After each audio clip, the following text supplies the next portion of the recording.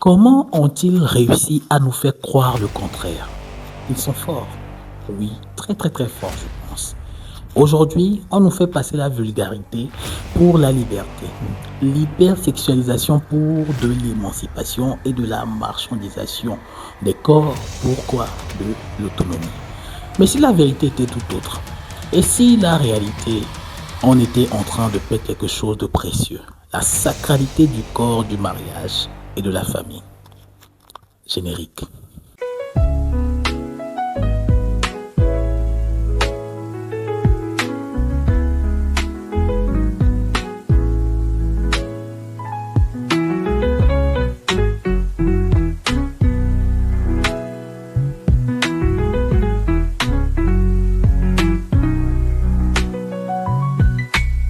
Nous vivons dans une société où tout s'inverse. Ce qui était sacré est aujourd'hui banalisé. Le corps, ce temple de l'âme, est devenu une simple marchandise.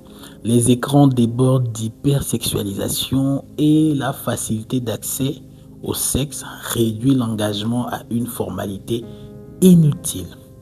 Mais à force de tout désacraliser, que nous reste-t-il réellement? Une société où le mariage est vu comme une contrainte et l'amour comme un produit consommable. Est-ce vraiment cela que nous voulons transmettre aux générations futures? C'est des questions que je me pose. Et pour cela, nous allons donc analyser tout ceci en quelques points rapides.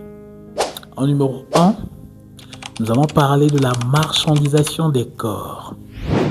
Le corps féminin, autrefois symbole de vie et de dignité, est aujourd'hui réduit à un produit marketing. Les publicités, les réseaux sociaux, les séries, tout exploite l'image de la femme pour vendre, divertir ou attirer. Mais à quel prix? À celui de sa dignité, de son respect et de son essence sacrée? Toujours encore des questions que je me pose. Nous vivons donc dans un monde où l'on vend des vêtements en montrant des corps presque nus. Quel paradoxe, n'est-ce pas? En numéro 2, l'hypersexualisation de la société. Regardez donc autour de vous, chaque chanson, chaque film, chaque influenceur promeut une image où tout tourne autour du sexe. La sexualité qui devrait être intime et précieuse est devenue donc quoi? Une vitrine publique. Et les conséquences? On a une génération qui confond le désir et l'amour, une génération qui confond passion et engagement. Dommage. En numéro 3, nous allons parler de la désacralisation du mariage et de la famille. Le mariage, autrefois un engagement sacré, est vu aujourd'hui comme une option facultative, voire une prison. La famille, qui était le noyau de la société, est dévalorisée au profit d'une individualité débridée. Pourtant, ces institutions ne sont pas des chaînes, mais des piliers. Et en les détruisant, nous détruisons notre propre stabilité. Nous désacralisons donc le mariage, nous désacralisons donc la famille, nous désacralisons donc le corps. Et nous nous demandons pourquoi aujourd'hui nos relations sont si fragiles. Intriguant, n'est-ce pas? Voici donc quelques pistes, pour ne pas dire des solutions, donc quelques pistes de réflexion par rapport à cette problématique. En numéro 1, nous devons réapprendre le respect du corps.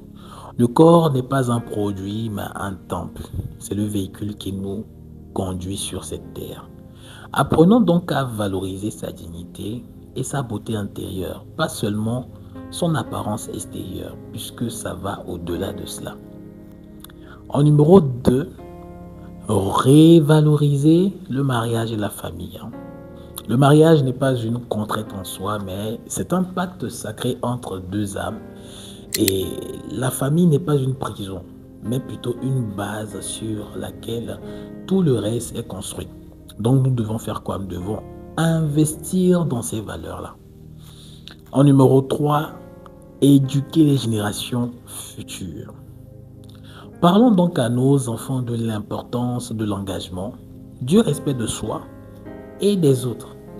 Montrons-leur que la vraie liberté, ce n'est pas de tout banaliser, mais de choisir ce qui a du sens.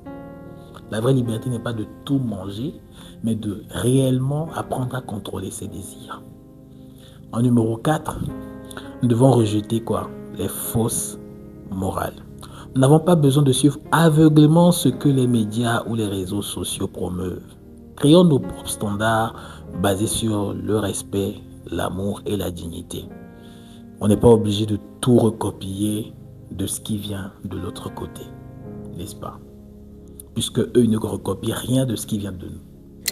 Donc, en quelques conclusions, je dirais ceci. Et si à force de vouloir tout rendre accessible, nous avions perdu ce qui est sacré? Nous avons le choix, donc rétablir les valeurs qui nous élèvent ou continuer à vivre dans une inversion où tout perd son sens. Alors aujourd'hui, nous devons nous poser cette question. Que voulons-nous vraiment préserver? Une société stable, avec des valeurs, avec des traditions, ou une société dévergondée où tout est permis, où n'importe qui se laisse aller à ses pulsions sexuelles, comme on voit ailleurs, d'où effectivement les agressions sexuelles sont monnaie courante? À nous de répondre à cette question. Et j'imagine bien que si vous êtes resté jusqu'à la fin de cette vidéo, c'est que vous avez effectivement trouvé qu'elle peut être édifiante ou voire qu'elle peut être critiquée également. Donc, je vous invite à faire 3 choses. Me laisser votre avis en commentaire, likez la vidéo et partagez afin que d'autres puissent également aussi réagir tout comme vous l'avez fait. Merci beaucoup pour le soutien que vous nous apportez.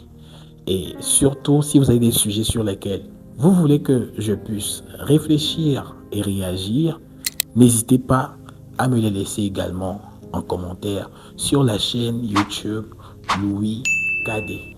Sur ce, à très bientôt.